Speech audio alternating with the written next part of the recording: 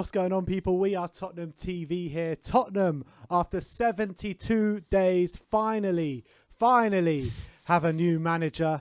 And we have got Dave from Talking Wolves. I mean, who better to talk about Nuno than Dave from Talking Wolves? Let's get him on and let's see what he has to say. Dave, how you doing, mate?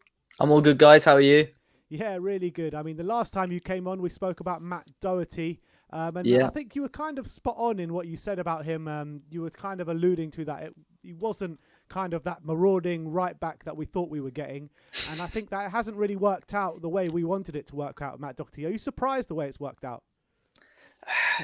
I'm not sure. I think it was a huge step up for Doherty. I don't know. I think, with Spurs, I think with how Mourinho possibly wanted him to play, just didn't quite work out. But maybe Nuno is the man, the right man to get Matt Doherty to start scoring goals and getting some assists. Yeah, very true. On Nuno, I mean, what were your first thoughts when he left Wolves? Or I don't know, was he sacked? Did he leave? What was the actual situation? The club said it was a mutual decision, but then a lot of reports came out after that, sort of indicating that he was sacked. I was really, really shocked. He was adored by, I'd say, 99% of the Wolves fans up until sort of this season, where it started to go a little bit pear-shaped. And from about January, the fan base started to divide slightly. There was about 50% of fans on social media that wanted him gone, and another 50% which were fully behind him. And it was a bit of a shock for me at the timing and everything of it. I really didn't expect him to go when the statement came out. So I was really shocked, really upset about it at the time. But like I said, there was a proportion of fans that were satisfied and thought it was the right step for the club to take.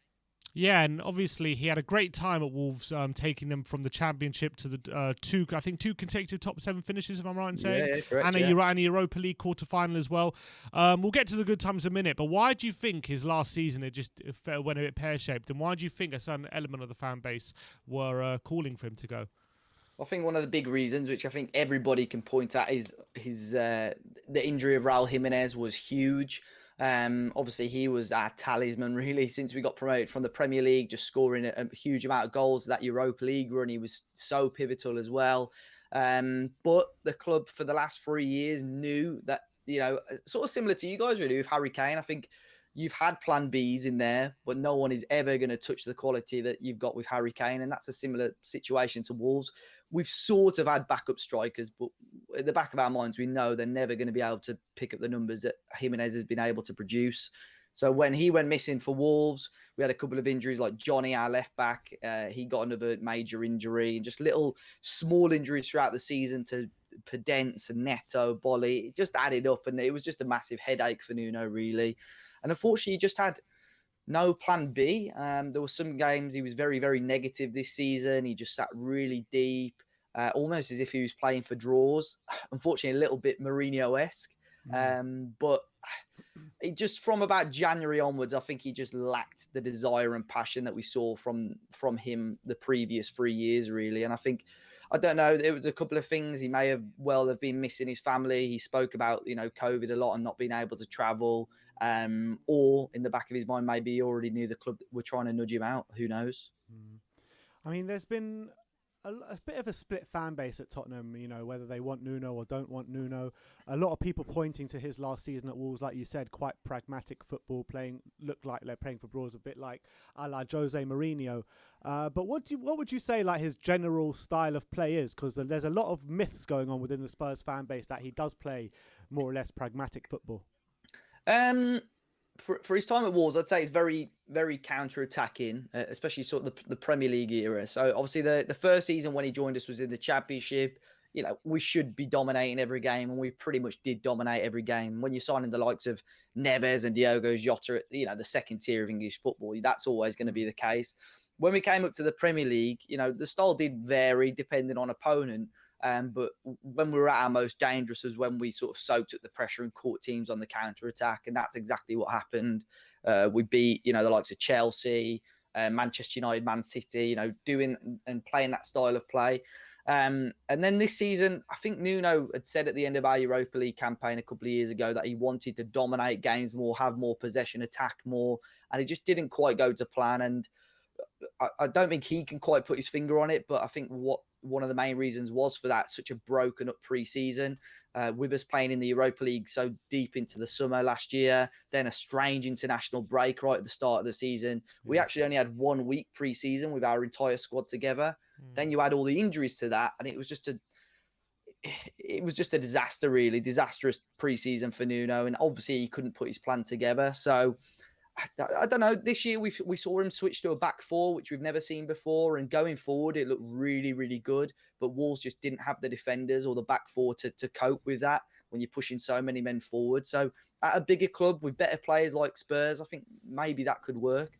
Yeah, and you talked about his counter-attacking style, and like maybe in the Premier League, his best performances have been more on the counter-attack. Do you think that's why maybe your best performances have been actually against the better teams, against the top six? Wolves always give them a game, and actually more often than not end up getting some sort of result against these top teams. And do you think maybe that's the kind of style that has worked him in those kind of games? That's why it's worked so well.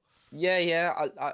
I think that's pretty much spot on, to be honest. Against the smaller teams over the last 4 or 5 years, Wolves have just struggled. With a deep block, Wolves have just struggled to break that down. The year we came up from the Championship, we lost and drew to Sunderland, who finished bottom. The year we got promoted to the Premier League, we lost twice to Huddersfield, who finished bottom of the league. So against those smaller teams, really, we tended to struggle. This year, not so much. We tended to get a few more positive results and struggled a little bit more against those bigger teams.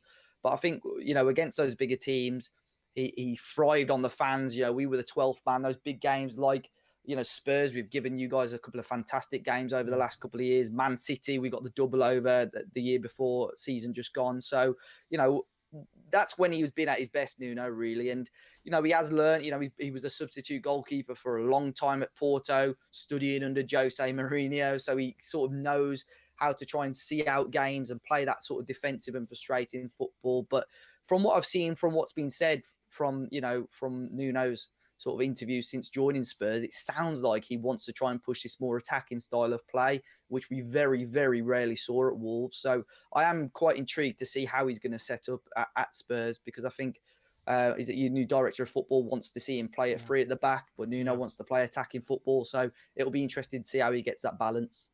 Yeah, and how do you think that his time at Tottenham will kind of pan out? Because, at Wolves, he had a relatively successful a career at Wolves, and obviously before that, Porto and Valencia. I mean, Porto, he didn't really do much there, but at Valencia, I think he had a very good season there. But how do you think he's going to pan out at Tottenham? Do you think it's a good appointment?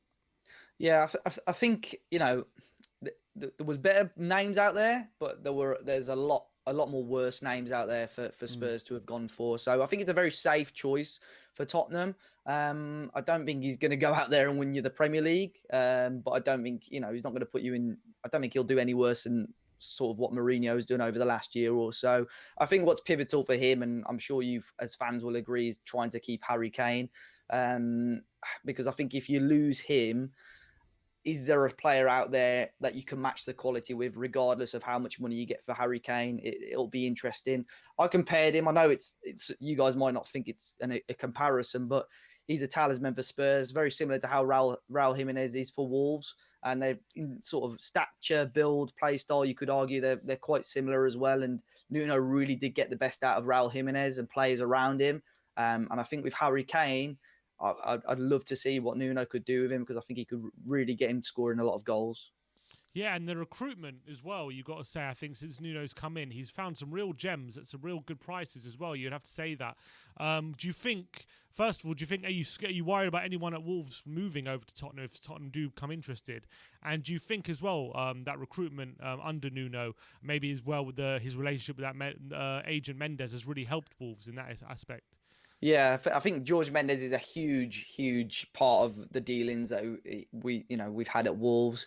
From what I know, Nuno was Mendes' first ever client, so they're very, very close. Mendes will always look out for him, and I think with the pull that Tottenham have got, just look at the players that Wolves signed. When we were in the Championship, we had Neves, Jota. First year we got promoted to the Premier League, signed Matinho and Patricio. For the reputation and caliber those players had, that's unheard of for a team that have only just been promoted to sign those sort of players. So I'll be intrigued to see how Mendes and Nuno deal with the recruitment side of things at Spurs. In terms of Wolves players, there's been a lot of reports about players leaving the club. Players that I think could genuinely go to Spurs if the right money was offered. Ruben Neves, for certain, could be an option.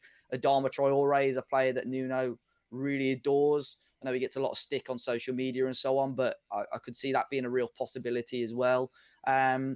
Players like Neto and Jimenez I've seen, rumoured or linked as well, but due to them being injured or Jimenez just coming back from an injury and Neto currently being injured, I think they're unlikely, especially for this summer. But players like Neves and Adama, I think, are definitely options that wouldn't surprise me to see Spurs go for this summer. Well, I'll tell you what, I'll do you a swap deal for Ruben Neves for Harry Winks. How's that sound?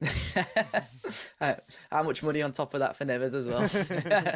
If Dave, if I gave you a choice right now, you could snap your fingers and Nuno could be your manager again. Would you snap your fingers? Oh, I don't know. I'm sort of excited with the change at Wolves. I think it did go stale towards the end of Nuno's time. And I think I'd get hounded out by a lot of Wolves fans if I said yes. So I'll probably say no. I'll stick with Bruno Lage for the time being. But I could come to regret that in a couple of months' time. But you say you wouldn't have sacked him, though? Your choice is... For me at the time, I think just due to what he achieved at the club, I think he completely deserved another opportunity, another transfer window to get the players he wanted to, because he was really pushing this forward at the back system and he just didn't have the players to suit it. I would have definitely given him another summer to get the players in that he wanted for that system. Do you think that if he wouldn't have had those mental injuries to Raul Jimenez and everyone else that you've been talking about, then he would still be in a job and he could have pushed that kind of attacking football a bit more? Yeah, 100. When Jimenez got injured, we were 6th in the league. He got injured. We beat Arsenal as well on the same evening, and he scored I think he scored about 4 in 10, which doesn't sound a lot, but if you spread that across the entirety of the season, that's a really good amount of goals. And his backup at the time was Fabio Silva, who was never meant to be first choice striker, struggled to get goals. Willian Jose came in January and scored 1 goal. So yeah, he was a huge loss for Wolves, and no doubt, I think Nuno would still be at Molineux if Jimenez was fit throughout the majority of the season. I think Wolves would have finished a lot higher in the table as well. Well, that's really interesting. I'm very glad to hear you're a lot more positive about Nuno than you are about Matt Doherty. So that's definitely music to my ears. But yeah, and also I want to ask as well. It's not just the playing side, but in terms of how he changed the club, right? He made a massive impact in his connection with the fans and the impact on just changing a lot of how the club was run and on the training pitch and like outside of football matters. Am I right in saying he made a massive impact on Wolves? Yeah, huge impact. It's a strange one with Nuno because in terms of like media dealings and stuff, I know he's very sharp with the media. But in terms of fans, you can search videos, you can see his passion, especially in the Championship, winning games and celebrating. It's like it's up there really. But just in the community, you could still go. They're probably still there now. Around Wolverhampton, there's like murals and graffiti with his face and name everywhere around the town centre. Made a huge donation to the city of Wolverhampton earlier this year of £250,000. Wow. So, he was adored here by a huge amount of people, really. And I think as long as Spurs fans can give him time, I think you'll very, very quickly fall in love with him as long as he can get off to a positive start and get the results. And yeah, and also, and something Mourinho struggled with maybe near the end of his time at Spurs was his man management, maybe getting players to play for him and getting players on side. And obviously, I was listening to Conor Cody speak about him and with glowing reports about him a few months ago on Sky Sports. But do you think he's very good at that, managing the squad in that way? If players aren't playing, he's still keeping them happy and making sure that everyone feels part of the team. Yeah, one of the key things he did really at Wolves, which I think this season he regretted, but the previous 3 he probably didn't. He had a really small squad, so it was very, very hard for anyone to get upset or feel left out. And he did have his favourites, which can be a good thing, but can be a bad thing as well. Other ex-players have commented on it a lot, but he'll have this core squad really of players of maybe 20, 22 players that are always going to be in and around the first team. And just, a core squad. But like I said, like Conor Cody said as well, anybody in and around that squad, he has a great relationship with. You can see that after games, embracing with players. But Matt Doherty and Nuno had a really, really close relationship as well. But they had a lot of interests off the field that they shared as well. I think golf was one of those. But they had a really, really good relationship. So I think it will be interesting to see how he gets on with Doherty if it gives him the opportunity this season. Sounds like there's a chance Bell could come Yeah, back. exactly. Then, yeah. Maybe there's a chance Gareth Bell may come back after all. Yeah. Hoping so. But Dave, look, absolute pleasure getting you on and getting your insight into Nuno. It's really helped us and our viewers out into maybe the ones that weren't on side for Nuno. I think they will maybe start to come on side a bit more with your comments there. So thank you very much. And if you guys do want to go check out some brilliant Wolves content, go check out Talking Wolves. Subscribe. The link will be in the description below. So thank you so much for coming on, mate. My pleasure, guys. Thanks a lot for having me. Cheers. We'll see you soon. Cheers. Yeah, that was really, really good insight there from Dave from Talking Wolves. Like I said, do subscribe to him. A link will be in description below.